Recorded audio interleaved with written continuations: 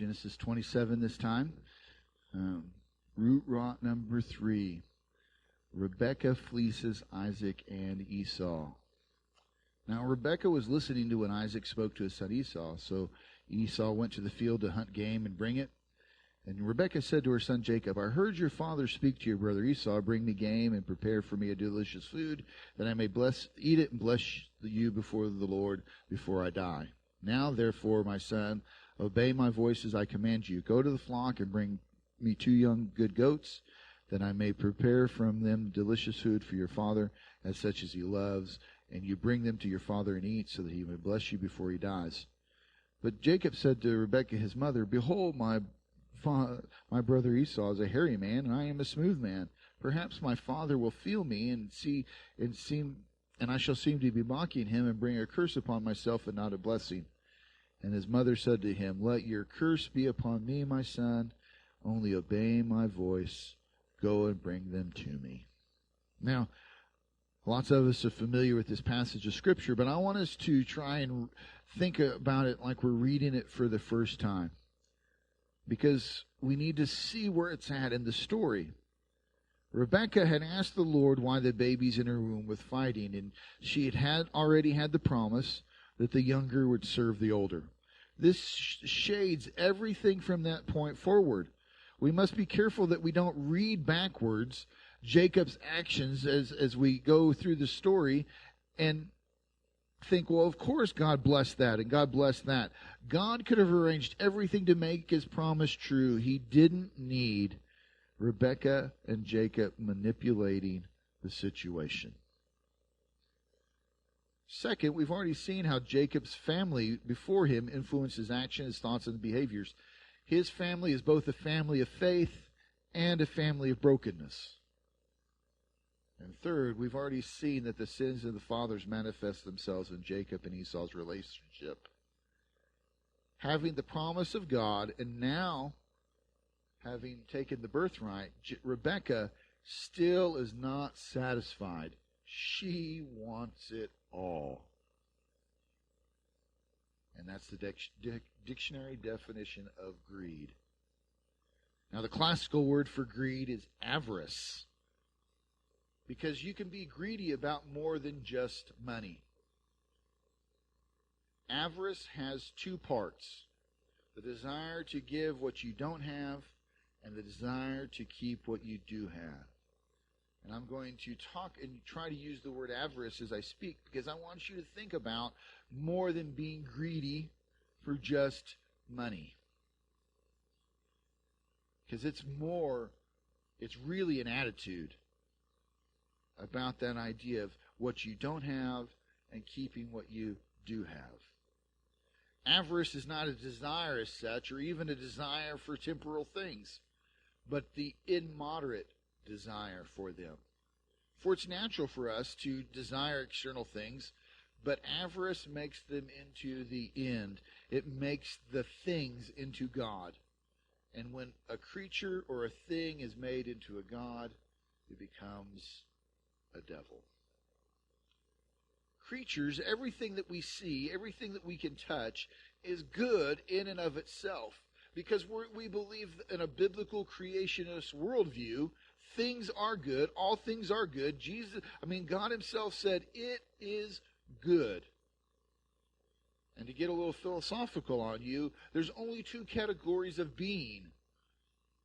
All being is either supremely good because a good creator made it, or it's the creator himself. A good creator, a good God, can only create good things. So creation itself, the desire for things in itself, is not the problem.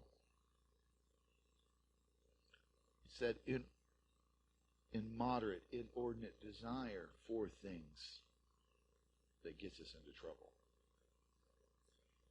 And God seems to have realized that this was going to be a problem, and was already a problem, because if you look at the 10 Commandments, 2 of the 10 Commandments deal with inner attitudes rather than outer actions. The 9th and the 10th, which forbid avarice. Thou shalt not covet. Jacob discovered the root of war in Avarice when he says, what causes wars and what causes fightings among you? Is it not your passions that are war in your members? You desire and do not have, so you kill. You covet and cannot obtain, so you fight and wage war.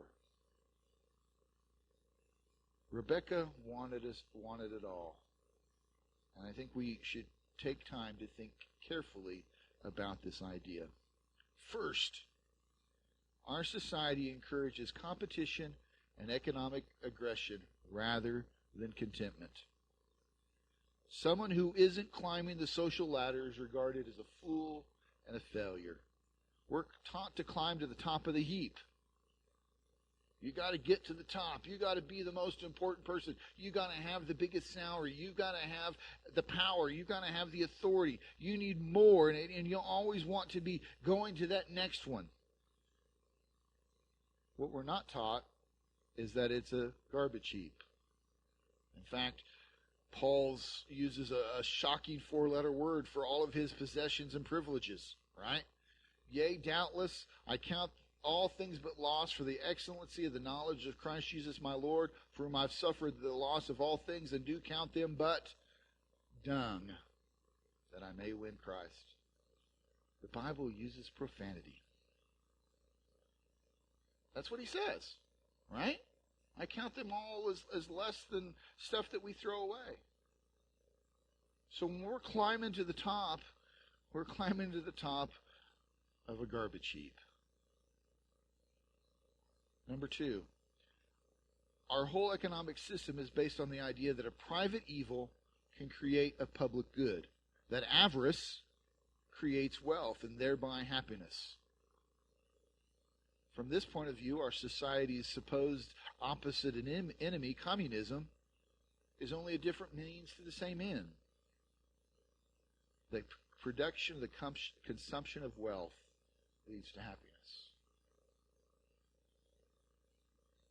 And third, an economic system that's based upon money, the need for a bigger bank account, a bigger way of measuring who has more, rather than on natural wealth, land, food, houses, has no natural limit, because you can always get another zero added to your bank account. Natural wealth is finite. There's only so much land. And you can only have so many houses unless you treat them as investments, that is, artificial wealth. Now, I'm not saying you shouldn't plan, and I'm not saying having a nice house is wrong. What I am saying, though, is that you need to look again at this root of how you see those things. Because avarice is a philosophical foolishness, for it assumes that happiness comes from possessing things. And that's a lie. Happiness comes only from being, not having. Happiness is in the heart, the center of one's being. And if we're honest with ourselves, we know this to be the truth. Avarice defeats itself. Its very success proves its failure. Wealth soon pales and bores. No one is as bored as the rich man who can echo Ecclesiastes, I've seen everything. And yet it was vanity. It's philosophically foolish. It's theologically bankrupt.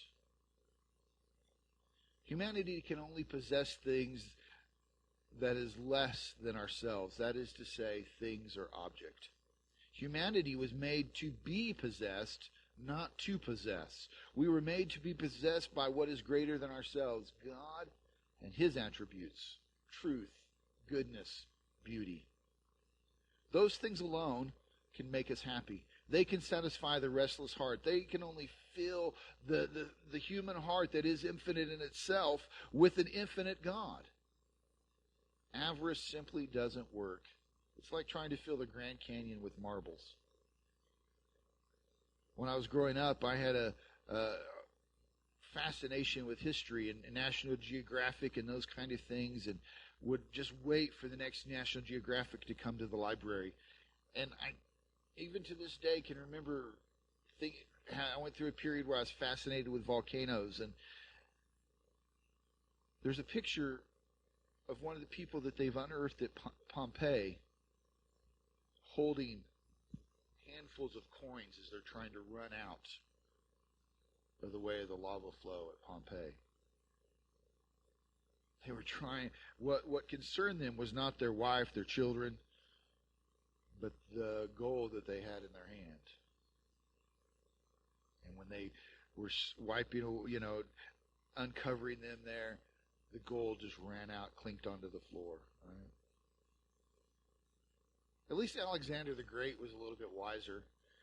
When he died, he hung one of his, he let him put one hand out of his casket, and they put this sword right there on the floor, trying to symbolize you can't take it with you, right?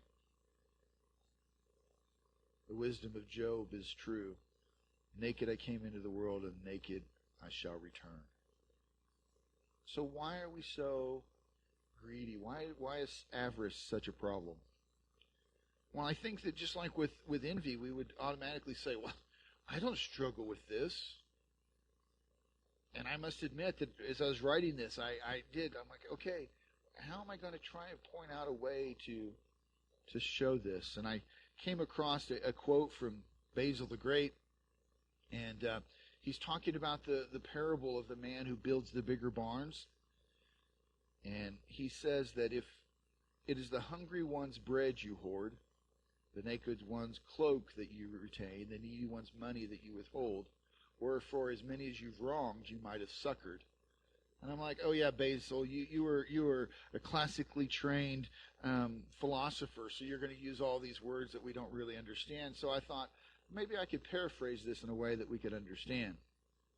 That second donut this morning that you ate should have been left for your coworker, or you should have gave it away. The child who came to school with no coat, you've got 3 or 4 hanging in your closet that you could have gave away.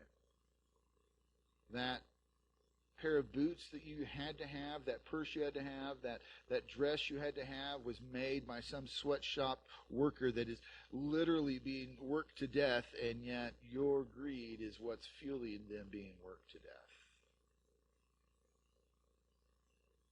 The hallmark of well-entrenched avarice is a willingness to use people to serve our love for ourselves and our desires rather than use what we have to help others. And it is this love for people that truly is the key to understanding avarice and its true effect on our lives. For greed and covetous and avarice is more than just handing and gaining money. It's worth pondering how much of our struggle with avarice is linked to our tendency to view things solely in their terms of usefulness. Our older generation starts to lament that they're a burden on society since they're no longer able to do useful work or productive labor, and their medical care is a constant drain on others' resources. Are they expressing this idea of greed and avarice that because they cannot contribute or they cannot take from the system, that they are no longer worth anything? They're looking at the world on a cost-benefit analysis. I've heard people talk about spending time with children and grandchildren like that too, because it's unprofitable. There's no payoff for playing a game of shooting ladders with your grandkids. Or in our case, when our oldest grandson, I can remember when he was, 5 or 6, that was just when the Nintendo Wii came out, and he'd come over and he'd be playing. I can remember him asking Deborah, "Grandma, why do you die at that same spot every time?" We'd restart the game and we'd get there and she'd die again. And we did that for hours till Deborah got to the place where she could do it, right? At the time, all those weekends that we spent trying to figure out some game that we didn't even care about, but he loved it, it was unprofitable. We could have been doing other things. We probably could have been doing other things with him, for that matter. But now, we don't think it was unprofitable. But the idea there is how do you view those kind of interactions? We measure the people around us, the things around us, by their usefulness. And their usefulness is measured by their worth in terms of money, where they were produced, how they were produced, and whether they help me get more. And I think we've allowed this kind of language to trickle into the church as well. We do not give to God and the church to be generous. We give to get back. God is nothing more than an investment. I give to God so that I can get back the 30, 60, 100% interest. No generosity, no mercy. I want more, and God can give me more.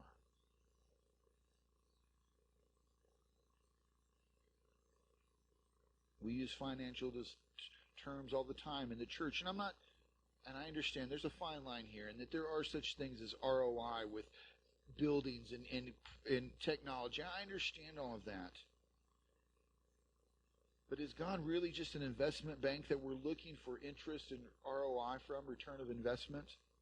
Is God a hedge fund that we can go and try to build our kingdom, and when it fails, we just go back and say, hey, I need another loan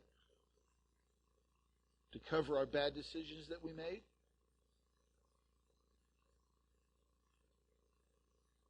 So it's not just love for people that can get to our ideas of avarice.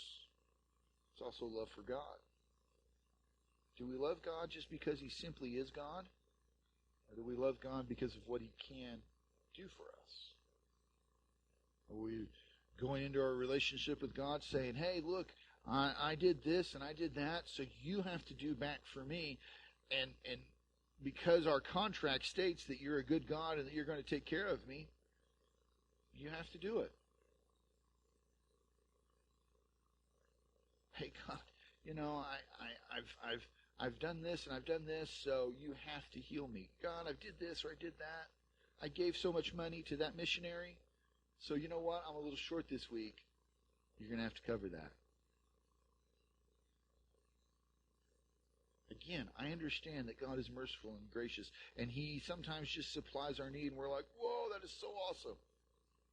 What I'm wanting you to look at is the idea that we give to get. That we expect return. Do we expect return out of the people around us? Do we view people as assets rather than people?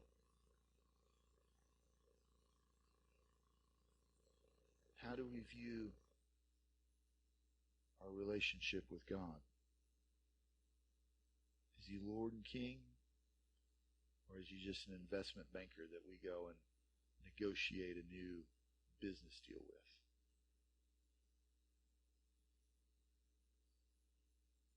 Love for people and love for God.